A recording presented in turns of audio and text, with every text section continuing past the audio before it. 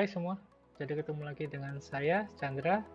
Jadi videonya adalah sesi pelengkap ya dari modul perkuliahan pada mata kuliah pemrograman aplikasi perangkat bergerak. Jadi pada kesempatan kali ini saya akan mungkin mengajak teman-teman ya di sini untuk berkenalan dengan IDE Android Studio. Oke, jadi Android Studio ini sebenarnya simple ya untuk tampilannya. Jadi ini bisa teman-teman lihat ya dashboardnya seperti ini. Jadi di bagian atas itu ada menu bar yang nanti bisa dipakai teman-teman untuk customize ya, entah itu mulai dari setting tema dan seterusnya di sini. Kemudian atau mungkin di bawahnya ada juga key utama. Jadi di sini tempat teman-teman nanti bisa save, open, kemudian untuk running ya, project yang teman-teman buat di sini. Tapi yang paling penting adalah ketika pertama kali teman-teman membuat project di Android Studio ya, jadi teman-teman harus ngecek beberapa komponen di sini. Jadi yang paling utama teman-teman bisa lihat di pojok kiri atas gitu kan. Di sini ada dua file, oke. Jadi ada folder apps sama folder Gradle script.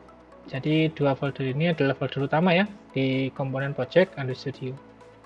Jadi seperti yang kita udah bahas ya di materi sebelumnya. Jadi pertama kali ketika teman-teman buat project baru ya pastikan cek Gradle-nya dulu ya. Jadi di export di sini ada dua jenis Gradle di sini. Yang pertama adalah untuk project-nya ya. Jadi ini namanya Gradle project. Ini kok saya ganggu ya. Mungkin saya bisa pindah posisi dulu ya biar lebih nyaman nanti dilihat. Oke, di sini saja. Oke, jadi teman-teman bisa fokus di screen ya. Jadi di sini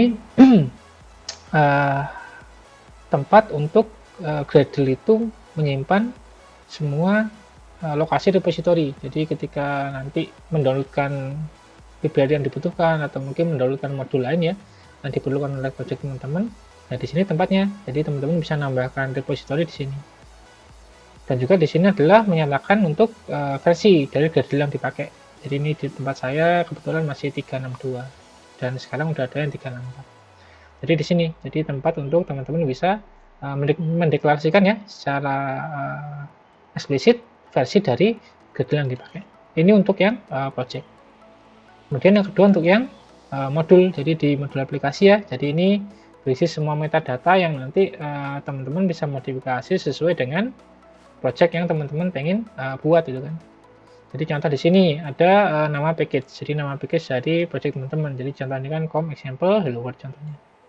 Kemudian minimum SDK version. Jadi di sini adalah target minimal yang nanti bisa menjalankan ya aplikasi yang teman-teman buat dengan konfigurasi di project ini. Jadi semisal nih teman-teman target aplikasinya adalah mungkin petani contohnya yang HP-nya mungkin jadul gitu kan. Sehingga ya teman-teman bisa menyesuaikan ya. Jadi jangan sampai minimum ini terlalu tinggi buat mereka. Oke. Jadi ini tempat untuk menentukan batas bawah ya, paling bawah itu kira-kira versi OS apa yang nanti bisa menjalankan aplikasi yang teman-teman buat di project ini. Berikutnya target SDK version. Jadi ini adalah target atau level API ya dari Android yang nanti bisa menjalankan kode aplikasi teman-teman itu secara maksimal kan. Jadi targetnya berapa?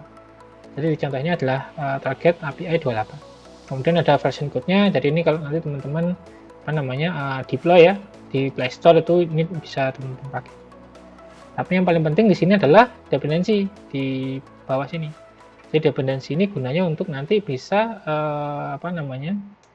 memberikan semua lokasi ya dari external library yang teman-teman nanti pakai untuk project teman-teman di sini.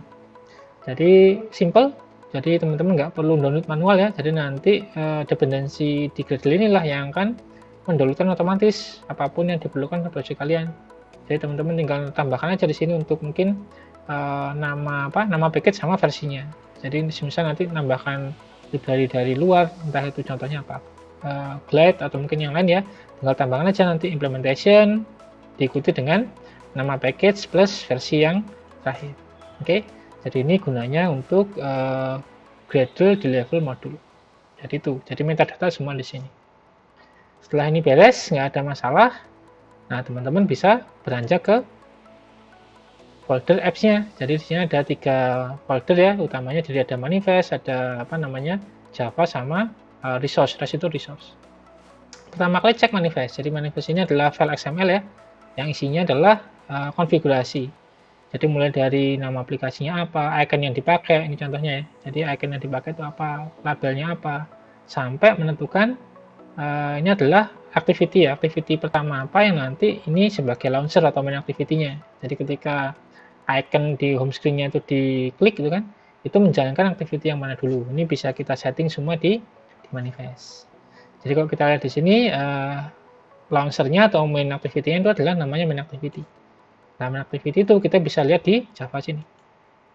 Oke, di Java-nya ada tiga ini apa namanya, tiga folder, jadi tiga package gitu kan. Untuk resource kita atau mungkin kelas yang dipakai di sini, ya nanti lokasinya di sini ya. Jadi di package com example hello world yang belakangnya nggak ada embel-embel tesnya seperti ini. Jadi kalau ada tesnya seperti ini, nanti yang ini dipakai untuk testing. Jadi untuk unit testing sama instrumented testing.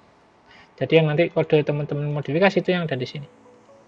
Oke, sehingga nanti activity inilah yang dipanggil di manifest sebagai launcher atau main activity-nya di sini. Nanti teman-teman bisa ganti sambil jalan. Jadi misal nanti mungkin pengen ganti nih, bukan main activity tapi mungkin apa home activity ya, silahkan nanti tinggal dimodifikasi di manifestnya. Oke, jadi itu setelah Gradle ngecek manifest, baru berikutnya dicek dulu sebelum kita main ke kode ya. Jadi ke kelasnya kita lihat dulu nih untuk resource-nya. Contoh nih layout ini ya. Ketika buat model project baru di sini udah jelas ya bahwa kita akan digenerasikan sebuah layout untuk aplikasi kita. Jadi bisa dilihat di layout ini ada sebuah file XML ya untuk layout namanya activity main. Jadi ini nanti ya bisa teman-teman modifikasi ya sesuai dengan layout apa aplikasi atau antarmuka aplikasi yang diinginkan. Jadi ini sintaksnya sama kayak CSS. Jadi cuma di sini bahasanya XML. Jadi atribut apa yang pengen dimodifikasi nanti ya tinggal dimasukkan di sini. Ada beberapa view di sini, teman-teman bisa mungkin nanti sesuaikan sama kebiasaan aja ya. Jadi kalau terbiasa pakai kode ya tinggal diganti ininya, reviewnya dengan code aja. Tapi kalau pengen drag and drop nanti bisa di sini. Oke, jadi tinggal drag and drop nanti untuk view-nya bisa dilihat di paletnya sini. Kemudian kalau saya terbiasa ini, jadi saya bisa lihat code-nya sambil lihat hasil nanti seperti apa sih untuk kira-kira hasil kode yang saya tuliskan di sini. Jadi ketika modifikasi nanti ini akan ganti saya tuliskan. Oke, terus bagaimana nih menyambungkan antara layout ini dengan kelas kita? Ya udah, jadi cara paling gampang tinggal dibuka di activity. Jadi untuk Android Studio itu udah tergenerate semua ya. Jadi ini sudah diimportkan semua kelas-kelas yang dibutuhkan. Cara tadi menyambungkan layout dengan activity-nya tinggal nanti di dalam method onCreate ini teman-teman tinggal modifikasi method setContentView. Jadi dengan atribut atau mungkin input value lokasi dari layout yang tadi teman-teman buat. Jadi contoh di sini adalah r.layout.activity main. Jadi ini maksudnya apa? Maksudnya adalah kita akan menggunakan layout dengan nama activity main ya, activity underscore main itu kan. Di dalam folder r itu resource ya, kemudian subfolder layout.